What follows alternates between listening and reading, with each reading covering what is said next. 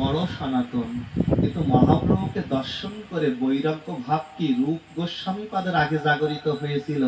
এই জন্য ভক্তি জগতে বড় হলো রূপ গোস্বামী।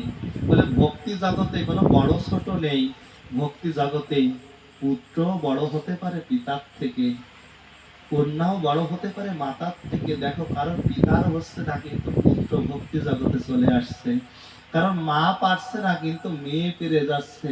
বলে কার কখন গৌরহরির কৃপা হয়ে যাবে আমরা জানি না, এই জন্য এই বাঞ্ছাটি করা দরকার। রূপ গোস্বামী মহাপ্রভুকে দর্শন করে ওই চরণে এই মিনতি করেছিল, প্রভু আমি আর এই অর্থ চাই না, আমি অর্থ গুণী বটে, অর্থ হিসাব করি বটে, প্রভু আমার একমাত্র চাওয়া এই চরণ থাকতে থাকতে যেন আমার বৃন্দাবনে বাস হয়ে তোমার চরণ যেন আমি ধরতে পারি। আমার যেন বৃন্দাবনে বাস হয়। রূপ সনাতন গোস্বামী জানতে পেরেছিল, রাধে রাধে, রূপ সনাতন গোস্বামী জানতে পেরেছিল মহাপ্রভু ঝাড়িকাণ্ডের বনপথ দিয়ে বৃন্দাবনে যাচ্ছে। তাই প্রভুকে বললেন, প্রভু তোমার চরণে আমার আশ্রয় দাও, আমার যেন বৃন্দাবনে বাস হয়। প্রভু রূপ গোস্বামী পাদকে কি করলেন জানো? রূপ গোস্বামী পাদকে বললেন, ধরো চরণ ছেড়ো না। যদি চরণ ধরতে হয় ভজন জগতে প্রবেশ করো, আর ভজন জগতে প্রবেশ করে ওই চরণ তুমি ছেড়ো না। বলে সাধুগুরু বৈষ্ণবের চরণ যদি একবার আমরা ধরতে পারি এবং ওই চরণটা যদি আঁকড়িয়ে ধরতে পারি, দৃঢ় ভাবে ধরতে পারি, আমার মনে হয় আপনার আমার একদিন ভজন হয়ে বৃন্দাবনের ধুলায় গড়াগড়ি দিতে পারবো। একবার আমরা রাধে বলে গোবিন্দ বলে বৃন্দাবনে আমাদের বাস হবে। রূপ সনাতনকে কৃপা করলেন, তোমরা এই পদমর্যাদা মন্ত্রিত্ব সেদিনই ছেড়ে দেবে যেদিন তোমাদের হৃদয় আকাশে আমার রাধা গোবিন্দের মূর্তি তোমরা দর্শন করতে পারবে।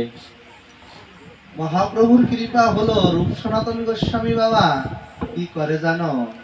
প্রতিদিন ওই অর্থশালায় যায় বটে, প্রধানমন্ত্রীর আসনে বসে বটে, কিন্তু বৈরাগ্য মনে একটাই ভাব, প্রভু আমাকে তুমি উচ্চ চেয়ারে বসিয়েছো, কিন্তু আমার মনে কি ভাব জানো?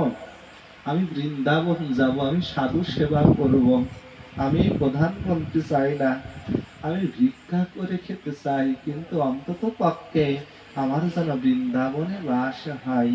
ওই প্রধানমন্ত্রীর চেয়ারে বসতে বসতে যেদিন মনে বৈরাগ্যের ভাব হলো, সেদিন রূপ সনাতন ওই প্রধানমন্ত্রী অর্থমন্ত্রিত্ব চেয়ার ছেড়ে দিয়ে রাতকে এই মহাকালের সময় রজনীকালে রূপ সনাতন বৃন্দাবনে গমন করলেন মহাপ্রভুর কৃপা পাওয়ার জন্য।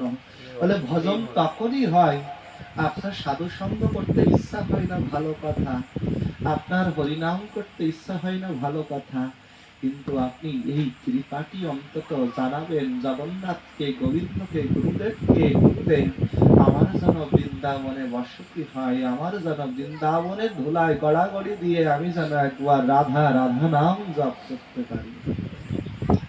দুটো বাঞ্ছা জানিয়েছি গোবিন্দকে, বলেই যাই। একটা বাঞ্ছা হলো বৃন্দাবনের ধুলায় গড়াগড়ি দিয়ে যেন আবার কোনো দিন আমার যেন বৃন্দাবনে বাস হয়। আর একটা বাঞ্ছা জানিয়েছি আমার পিতা মাতার আগে যেন আমার মৃত্যু না হয়, কারণ যাদের জন্য এই জগৎ সংসারে এসেছি, যদি কোনো পিতা মাতার আগে পুত্র কন্যা চলে যায় ওই পিতা মাতার বড় কষ্ট হয়। তাই আমি অনেক জায়গায় বাবা যখন শ্মশানে সব দেহটা দাহ করতে যাই, অনেক জায়গায় দেখি তুলসী তলা থেকে নিয়ে যাওয়ার সময় পিতামাতার আগে সন্তান চলে গেলে পিতামাতা বড় দুঃখ পায়, কষ্ট পায়। এই জন্য এই বাঞ্ছাটি করবেন কোন পিতামাতার আগে যেন তাদের সন্তানের মৃত্যু না হয়। আমিও গোবিন্দের কাছে জানাই আমার বাঁচবার স্বাদ ততদিন যতদিন আমার পিতামাতা আর গুরুদেব এই জগৎ সংসারে রয়েছে, ততদিন যেন আমি বেঁচে থাকি, আমাকে বাঁচিয়ে রেখেও। এর পরে আর আমার বাঁচবার স্বাদ নেই, কারণ যেদিন আমার পিতামাতাকে দর্শন না করতে পারবো, যেদিন আমার গুরুদেবকে দর্শন না হবে, সেদিন যেন প্রভু আমার মৃত্যু হয়ে যায়, সেদিন আমার বাঁচবার দরকার নেই।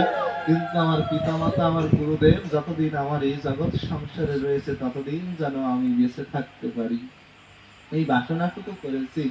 গোবিন্দের কাছে ব্যাসাসনে বসে বলে যাচ্ছি, বলে আর এই বাসনার সঙ্গে সঙ্গে আর একটি বাসনা করবেন, যেন এই মনুষ্য জন্ম লোভিয়া একবার যেন ভজন করতে পারেন। কারণ এই জগতে যদি ভজন না হয়, অর্থ সম্পদ টাকা পয়সা, আমি চলে যাব, আমার যাওয়ার বেলা হয়ে যাবে, ধর্ম অর্থ চতুর্দোলাই করে নিয়ে শ্মশানে নিয়ে যাবে, কিন্তু সেদিন আর আমার হরিবোল বলা হবে না।